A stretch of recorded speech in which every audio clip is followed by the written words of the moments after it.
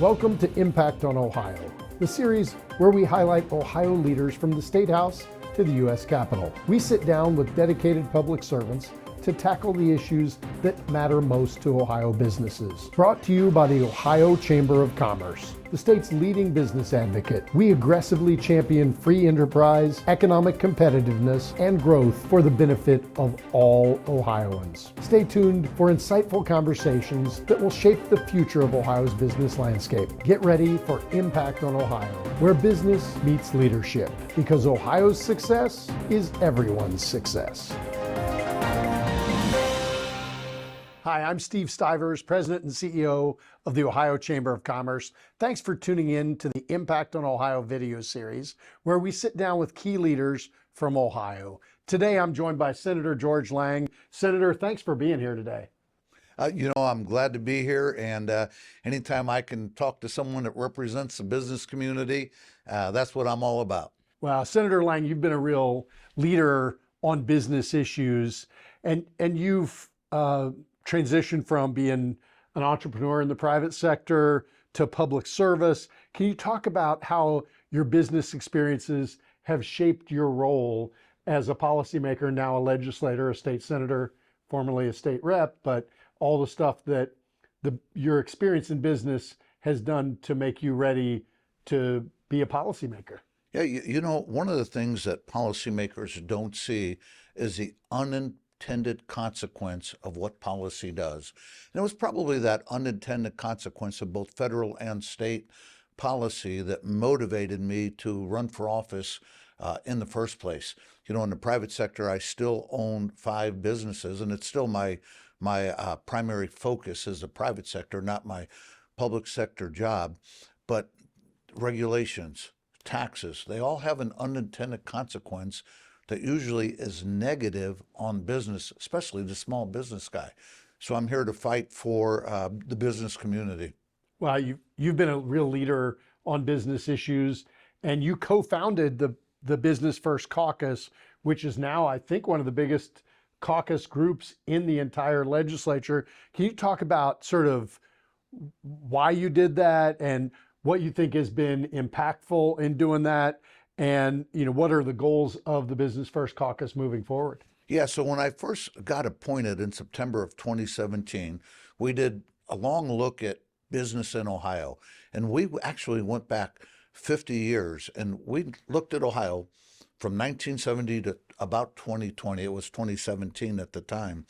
And in that 50-year period, in 1970, the average Ohioan made 10% more than the average American. In 1970, Ohio was the 12th largest economy in the world, and in 1970, we had 24 congressmen. Fast forward about 50 years, we went from the 12th largest economy in the world to the 24th. Still bigger than Morocco, but we're a shadow of what we used to be. We went from the average Ohioan making 10% more to the average Ohioan making 12% less than the average American. Last year, by the way, the average Ohioan made 1% more, so we are turning the ship. And Ohio went from 24 congressmen down to 15. No other state in America lost a higher percentage of representation. New York and Pennsylvania lost a higher raw number, but not a higher percentage. So we said, what happened? And we looked back.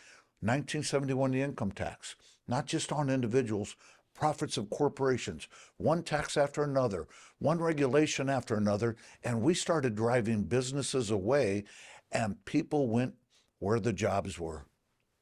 Well, I think your focus on business and making Ohio competitive has really made a difference. And you already talked about how now the average Ohioan is starting to make more than the national average, as opposed to when you started, they're making 12% less than the national average. You also serve as chair of the Small Business and Economic Opportunity Committee. Can you talk about what kind of legislative initiatives you're working on as chairman there, and what your goals are to help make Ohio even more competitive into the future, because small business has been the backbone and is the backbone of our economy, and what you're doing to make it easier for people to start new small businesses and grow their small business in Ohio? Yeah, and I'm really proud to tell you, Ohio has become the business startup capital of the United States of America. We put in the business income deduction that says for small businesses, pass-through entities, your first 250,000 not of revenue, of income, tax-free. After that, you're capped at 3%. And businesses started to start in Ohio. In the last 5 years, we had 960,000 startup businesses in Ohio, more than the previous 25 years combined. And we're not slowing down. This year, at least through September, we were on pace for 300,000 startups. Last year, 14% of all startups in America were in Ohio. And this General Assembly, we eliminated the cat tax on 92% of all businesses. So now you can come to Ohio, you can start a business, and the Secretary of State, Frank LaRose, has done a great job of making it quick and easy to get registered. Usually the turnaround is less than 24 hours, and we're one of the cheapest states to get started. Your first 250,000 of income, tax-free, capped at 3% after that, and now don't pay a cat tax on your first 6 million of revenue. I believe we are going to continue to be the startup capital of the world. And it's not just mom and pops making soap in the bathtub. I hope we have those. Those are great because that's how Procter & Gamble started, soap and candles. But you look at what Strive Asset Management did, what Vivek, now they just moved to Dallas, but they started in Ohio because it was cheap. It was easy, and they had over 50 employees, all making in excess of $150,000 a year. Yeah, you've really helped transform, you and other policymakers, Ohio's reputation and image, and I think it's really starting to take hold with average Ohioans that are thinking maybe I'll start a business as well. So, and your point about the commercial activities tax, that's a big deal. The Ohio Chamber has 8,000 members. Most of our members are small business. Yeah. And now 95% of those members won't pay a commercial activities tax. And the commercial activities tax, while well intended, is not a net profits tax.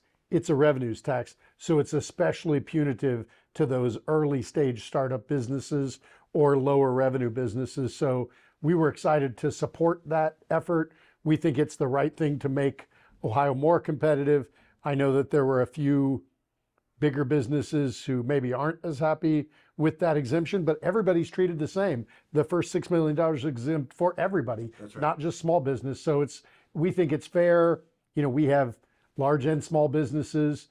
We think it was the right answer, and we're excited about where that is and where it's going. And we think it helps make sure that small business can thrive in Ohio. So I really appreciate your efforts on that. And you came to us and asked us, what are the biggest problems you're having with taxes? And one of the things we said is our small members are having problems with the commercial activities tax. And you in the Senate were very responsive to that issue and fixed that issue. So I'm really excited for the future of that. So you come from Butler County. Butler County is a suburban Cincinnati growing economy. It's very diverse economically, growing really fast.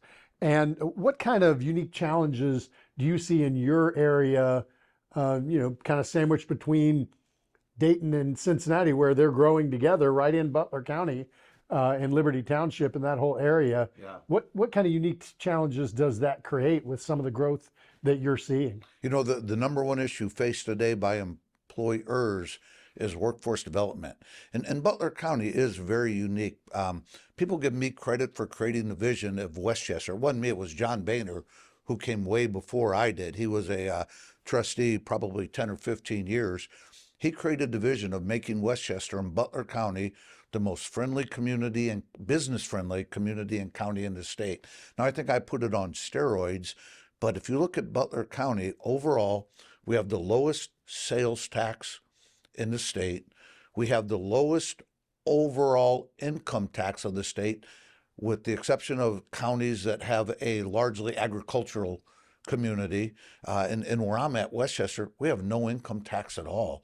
When Boehner created this vision, we had about 20 businesses that employed a couple of hundred people.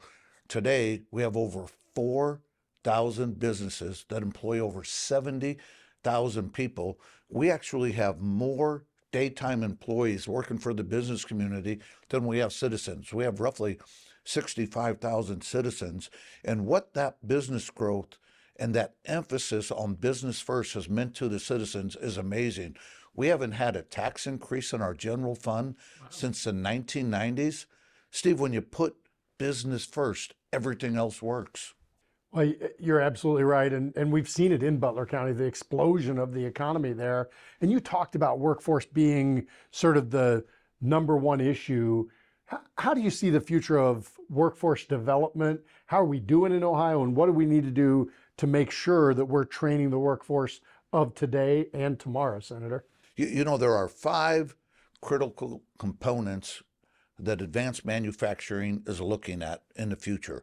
Workforce development is amongst the most important. And I believe advanced manufacturing, when you go back 50 years ago, that was our roots. Automobiles, tires, cash registers, consumer goods. We need to be the state of advanced manufacturing again. Workforce development is a number one issue right now. So there's a lot of things we can do. And first of all, the mistake that we as legislators and school districts make, we think we know the curriculum. We think we know the job requirements. I think the best thing we can do is get the hell out of the way.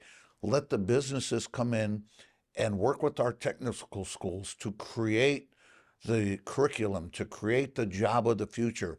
They know far better than we know as to what they're going to need.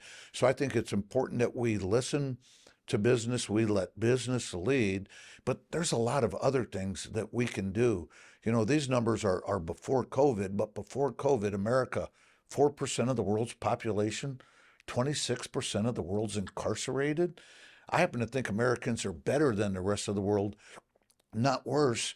And Ohio was a number 4 state in America in terms of percentage of population incarcerated.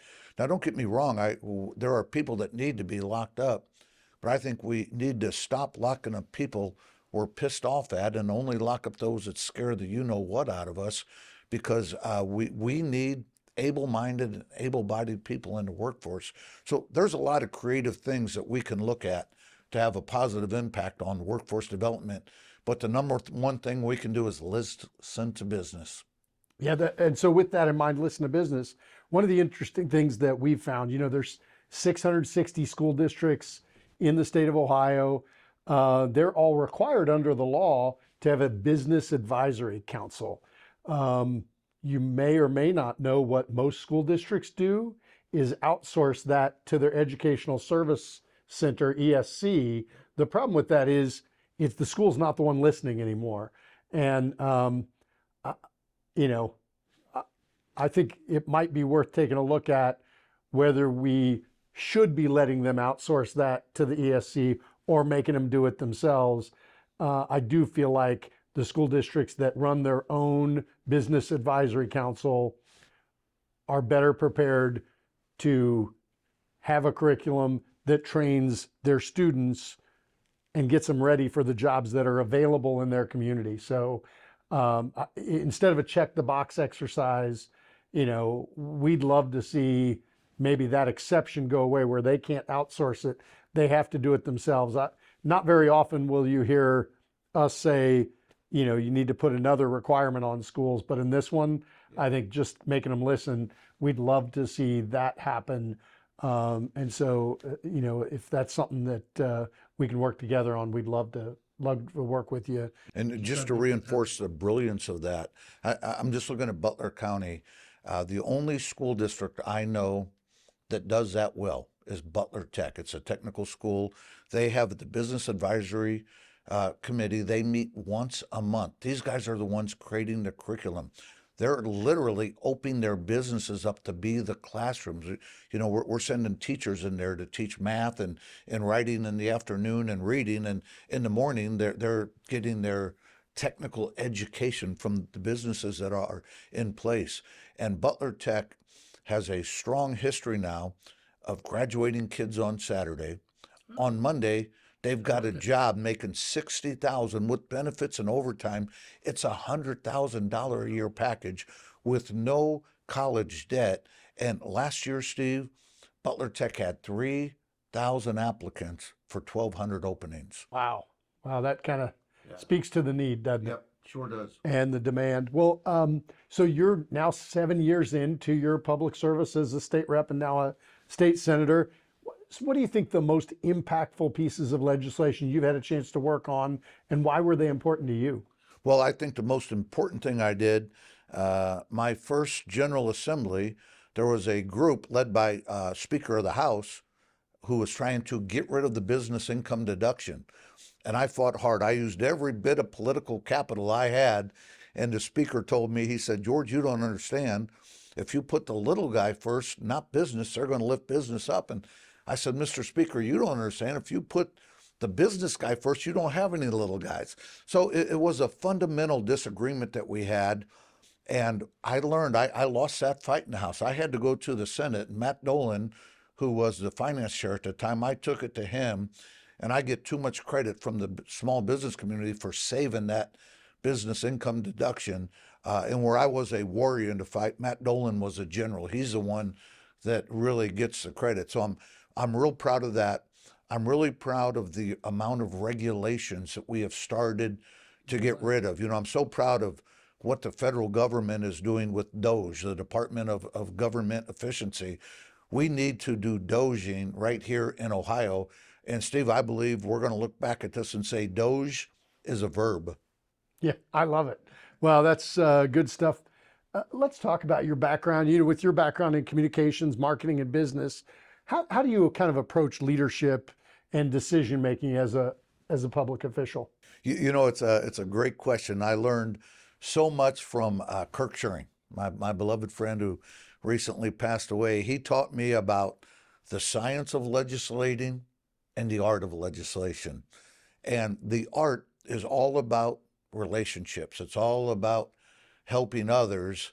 And if you don't have those relationships established, you're not going to be very effective or get very much done. I'm sure you learned that from your time in Congress. And it's all about communicating. And, you know, the number one piece of advice I can give new legislators is God gave you 2 ears and 1 mouth for a reason. Use them in that proportion. The more you can do to listen to the business community and listen to your peers, the more effective you're going to be. That's great. Well, we're wrapping up here, but you know, I'm curious if you have one piece of advice that you'd like to give small business owners, entrepreneurs, and business folks in Ohio with regard to our economic landscape. Yeah, so not necessarily a bit of advice, but some optimistic news. 5 things that we need to succeed in the future. 1, workforce development. We talked about that. 2, the business community is looking for stable weather. Ohio is about the best state in the nation for stable weather. You know, we don't have the hurricanes, we don't have the earthquakes, we do have an occasional tornado, but our weather is very predictable. Next thing they are looking for is a cheap, low-cost place to do business. Ohio meets that standard. The next 2 things no state in America can compete with us on. 1, they are looking for cheap, affordable, green energy. Ohio has more natural gas reserves than any other country in the world except Russia and China. And if you take Ohio and Pennsylvania out of the America's mix, we have more natural gas than the rest of the country combined. And the last thing they are looking for, water. No other state has more abundant available water than Ohio. Michigan can say they're equal, but they are not superior. So if we can figure our business climate out, and I think we are moving there quicker than any other state in America right now, except Arizona. Now, there are 7 or 8 states that are already there. If we can figure that out, we will financially dominate the rest of the country in 2 to 4 decades. I couldn't agree with you more. CNBC came out with their rankings 2 years ago when I started. 3 years ago when I started, Ohio was 12th. Then we moved up, and now the last ranking they put out this year in 2024, we moved to number 7. Our goal is to be in the top 5 in the next 3 years and become number 1 in the next 10 years. And we think we can get there. You know, the things you talked about are 100% correct.